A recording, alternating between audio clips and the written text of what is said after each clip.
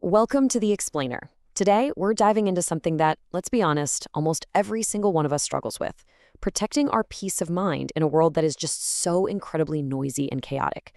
We're going to unpack a really powerful message by Father Joel Jomerce's Gatus. If you've ever felt totally overwhelmed by your own thoughts, drained by what other people are doing, or just plain exhausted from constantly trying to process everything around you, well, you are in the exact right place. We're going to look at what's actually causing all that mental fatigue, and more importantly, how to fix it. So let me ask you this right out of the gate.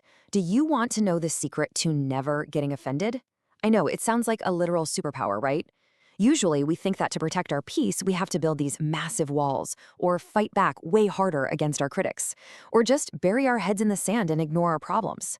But Father Gatus offers a totally counterintuitive secret to finding total peace, and it requires a complete 180 in how we process the world. Section 1, Ang Sekreto ng Kapayapaan, or The Secret to Peace. Okay, let's dive into this.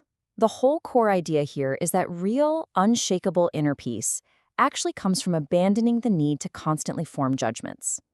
Father Gaddis anchors this with an amazing quote from the Stoic philosopher and Roman emperor Marcus Aurelius. He said, "A person has the power to form no opinion about all things." Just pause and really think about the freedom in that statement. You literally do not have to have a take on every single thing that happens. Refusing to have an opinion acts like a hard stop on the judgment cycle in your brain. And when you aren't judging everything, you suddenly free up this massive amount of emotional bandwidth. You make room for love, for patience, for actual happiness. It's all about consciously choosing not to react. Moving on to Section 2, Opinion kontra katotohanan. Opinion versus truth. Now, this brings up an inevitable internal conflict. On one side, we've got opinion. Father Gaddis points out that our opinions are so often rooted in our own fears, our personal limitations, and our past emotional baggage. But on the flip side, we have fact, or katotohanan, which is rooted in concrete reality and, for the faithful, in divine truth. The trap we all fall into is confusing the two. Listen, just because you fiercely, passionately believe an opinion absolutely does not make it a fact. A wounded heart is basically a factory for producing false realities. Let's put this into everyday context. The homily highlights some super relatable toxic assumptions we all make. You know the drill. We scroll through our feeds, see a wild rumor on TikTok, and instantly take it as gospel. Or we hear a story about a politician, and this happens no matter what side of the aisle you're on, and we immediately assume the absolute worst, picturing secret suitcases full of cash. Or maybe you notice your spouse's mood is a little off, and your brain instantly jumps to the worst-case scenario that they're cheating. Or you spend the entire afternoon stressing over what the neighborhood gossips are saying about you. Now, we aren't saying bad things never happen, but Father Gaddis is pointing out how these quick, unverified, knee-jerk opinions immediately hijack our joy. They drain our energy before we even have the facts. So here is a massive warning sign to keep in the back of your mind. Do not believe everything you think. Father Gaddis actually compares the human mind to a broken mirror, which is such a great visual. Think about how a shattered mirror works. Whatever it reflects, no matter how pristine or beautiful it actually is, comes back fractured and distorted. If your heart is full of fear or anger or unresolved pain right now, that broken mirror warps your reality. Somebody could be speaking to you with nothing but pure love, and your broken mirror makes it look like a direct attack. A situation might actually be full of hope, but that distorted reflection makes it look totally impossible.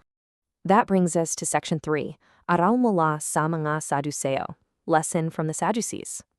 To see just how far back this psychological trap goes, let's look at a historical example: the Sadducees. They were a religious group back in biblical times who held on to this very firm but entirely false opinion. They were 100% convinced that there was no resurrection of the dead. And they were so unbelievably confident in this opinion that they came up with this crazy, complex, hypothetical scenario about a woman with 7 husbands, specifically designed to intellectually trap Jesus. What's so fascinating here is that the Sadducees weren't stupid. They weren't blinded by a lack of information. They were blinded by their absolute, unwavering confidence in a bad opinion. And how does Jesus respond to this elaborate trap? With this incredibly direct quote: "You are greatly misled. You neither know the scripture nor the power of God." The phrasing here is key. Notice that Jesus didn't call them evil. He just bluntly pointed out that they were completely lost because they had elevated their own human opinion, their own intellectual hot take, above actual divine truth. It's a really sobering reminder of how easily we do the exact same thing when we treat our opinions as the ultimate authority. Section 4, Kwento ng Aso at Buto, the story of the dog and the bone. Father Gatus shares this classic fable that just perfectly nails the danger of all this. Pay close attention to this sequence. Step 1. You've got this happy dog trotting along a river with a massive, delicious bone in its mouth. It looks down and sees its reflection in the water. Step 2. Driven by this sudden, completely false assumption, the dog believes the reflection is a rival trying to steal from him. Step 3. He gets furious, barks at the other dog, and boom, he drops his actual, physical bones straight into the deep water. Step 4. He refuses to let it go. The dog fights this illusion in the water all day long until he literally drowns from sheer exhaustion. It's completely tragic. The dog lost his real blessing and his life all because he chose to fight an imaginary enemy that his own mind created.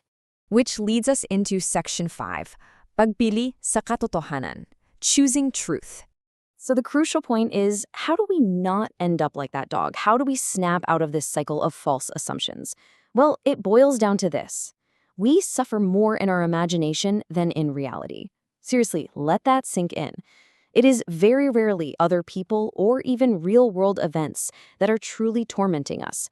Almost always, it's our own negative internal narratives. It's the endless false assumptions and unverified opinions that torture us way more than our actual circumstances ever do.